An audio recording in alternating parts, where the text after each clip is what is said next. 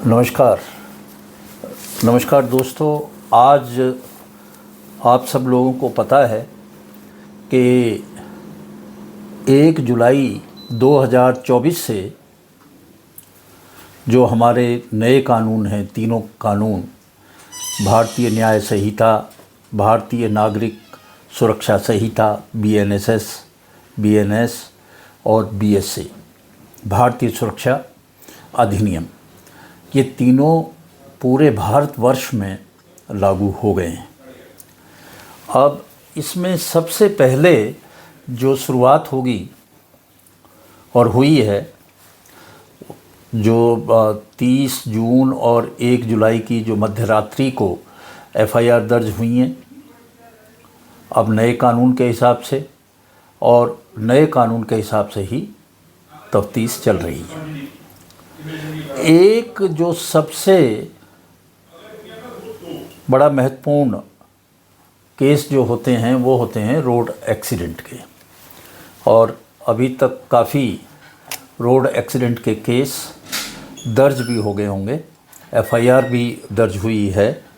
तो आज मैंने सोचा कि इसके बारे में मैं सारे एक्ट्स जो हैं उनको जोड़ के इसकी बात करूं कि रोड एक्सीडेंट के संदर्भ में किस तरह से ये होगा, कैसे इन्वेस्टिगेशन होगी, क्या क्या चीज़ें हैं जो पहले कानून में नहीं थी अब हैं, तो जिन पे गौर करने की आवश्यकता है। तो सबसे पहले मैं ये बताऊं कि जो रोड एक्सीडेंट होते थे उनमें अगर किसी की मौत हो जाए तो IPC की सेक्शन 304A लगता था, और अब उसकी जगह BNS यानी कि भारतीय न्याय संहिता का 106 ब्रैकेट में 1 सेक्शन लगेगा। जो 106(2) था BNS का, उसमें ट्रक ड्राइवर्स ने स्ट्राइक की थी, और उसके बाद सरकार ने जो फैसला लिया, अब जो नोटिफिकेशन इसे लागू करने के लिए किया, उसमें जो 106 का दूसरा जो भाग है उसको हेल्ड इन अबेंस कर दिया, यानी कि वो अब लागू नहीं होगा। जो 304A है उसमें और 106(1) में जो मुख्य रूप से फ़र्क है वो एक तो फ़र्क ये है कि 304A में जो सज़ा होती थी वो 2 वर्ष थी, जो बहुत ही कम है। अब जो 106 है, 106(1), इसमें जो सज़ा है वो 5 वर्ष है और जुर्माना भी है। तो आइए दोस्तों, अब आगे विस्तार से इसके ऊपर बातें करते हैं। जो रैश एंड नेग्लिजेंट जो ड्राइव जो था, उसके लिए सेक्शन होता था 279 IPC, 279 IPC। अगर कोई गफलत लापरवाही से ड्राइविंग करे और तो उसमें 279 लगता था। अब ये सेक्शन भारतीय न्याय संहिता में 281 है। इसमें और उसमें कुछ भी जो वर्ड्स हैं, जो उसकी परिभाषा है, उसमें कुछ भी बदलाव नहीं है। जो इसके साथ में 279 के साथ में सेक्शन लगते थे 337, 338। तो जो इंजरी होती थी उसके हिसाब से ये सेक्शन लगते थे। अगर सिंपल इंजरी है तो 337, और यदि गंभीर चोट है तो 338 लगती थी IPC की। अब उनकी जगह केवल एक सेक्शन है, उसी के 2 हिस्से कर दिए हैं, और वो सेक्शन है 125 BNS। उसका जो पार्ट A है, पार्ट A जो है वो सिंपल जो इंजरी है, सिंपल जो चोट है इससे रोड एक्सीडेंट में, उसको डील करता है। उसमें पहले भी 6 महीने की सज़ा थी, अब भी है। और 125 बी जो है वो ग्रीवियस यानी कि गंभीर चोट को डील करता है।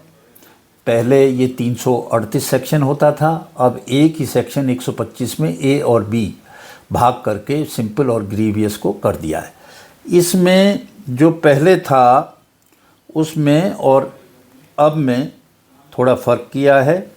पहले 2 साल की सज़ा होती थी ग्रीवियस में और अब उसको बढ़ा के 3 साल कर दिया गया है।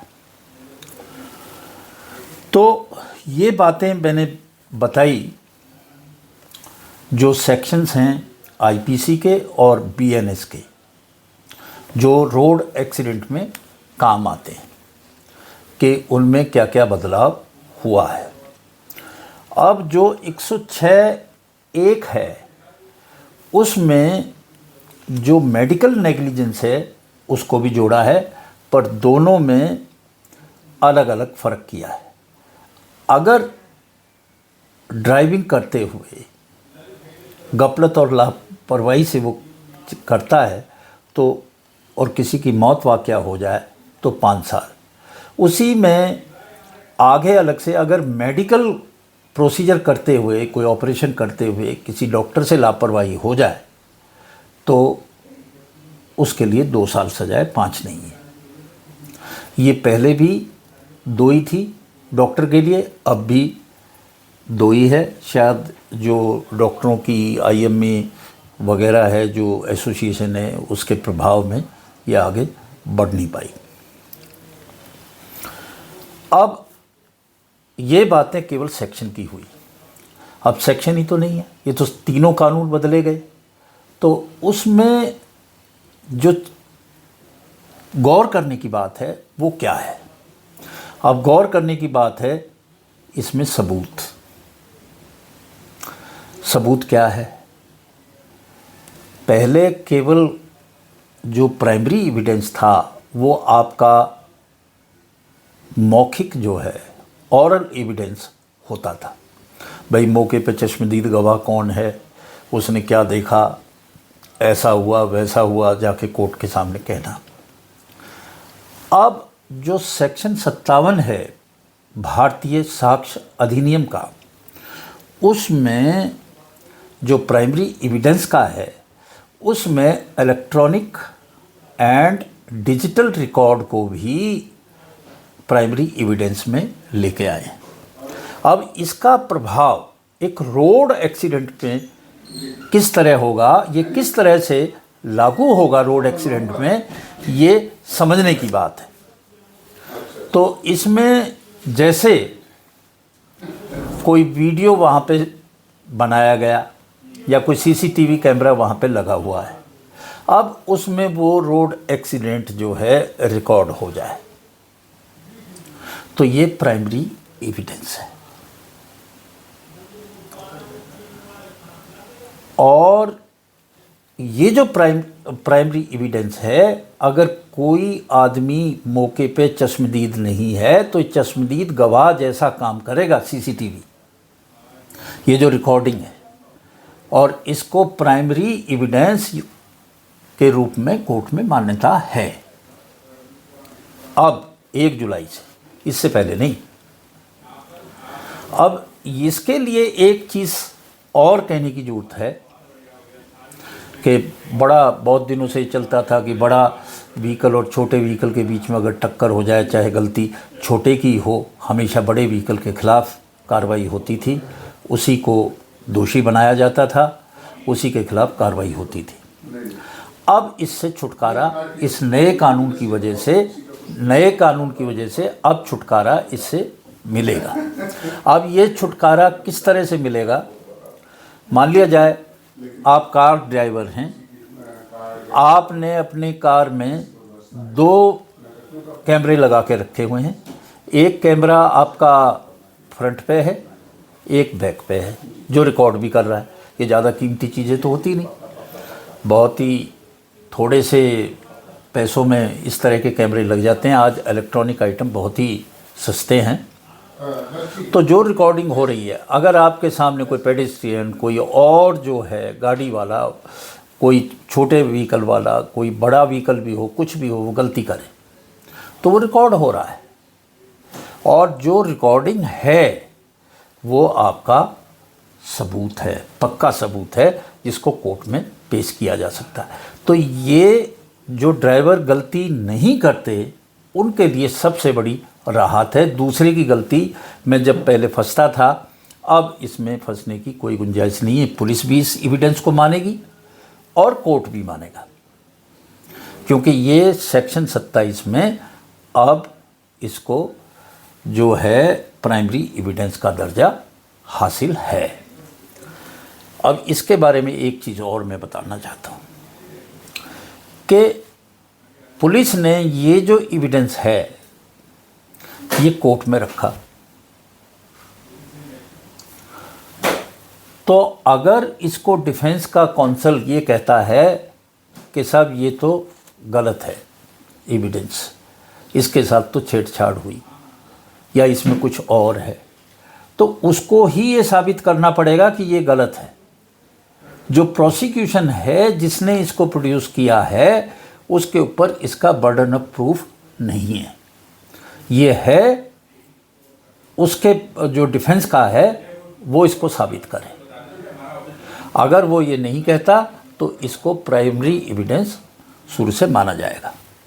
इसके अलावा जो गाड़ी सीज की जाती है उसका जो वीडियो भी बनाया जाएगा, और जो गाड़ियों के अंबार लगते थे थानों में और रिलीज़ नहीं होती थी, तो अब उसकी वीडियो बना के और उसको कोर्ट को दिखा के वो भी डिस्पोज ऑफ हो जाएगी और इन अंबारों से भी मुक्ति मिलेगी। तो इस तरह से नए जो कानून में रोड एक्सीडेंट की इन्वेस्टिगेशन है उसके बारे में ये लोगों को समझ लेना चाहिए कि अब उसमें काफ़ी बदलाव हैं, और बदलाव तो मेन जो है वो इलेक्ट्रॉनिक एविडेंस का है। किस तरह से, तो इस तरह के एविडेंस को प्रॉपरली प्रिजर्व करना, उसको प्रोड्यूस करना, ये जिम्मेदारी भी law enforcing agency, investigation agency की होगी। आज इन्हीं शब्दों के साथ मैं विराम देता हूँ, अपना वीडियो यहीं समाप्त करता हूँ। इसी तरह के छोटे छोटे वीडियो के साथ मैं आके और समग्रता से किसी एक विषय के ऊपर, जिसमें एविडेंस भी हो, प्रोसीजर भी हो और सेक्शन भी हो, एक साथ बताऊंगा आसान शब्दों में। आज इसी के साथ मैं विदा लेता हूं। नमस्कार।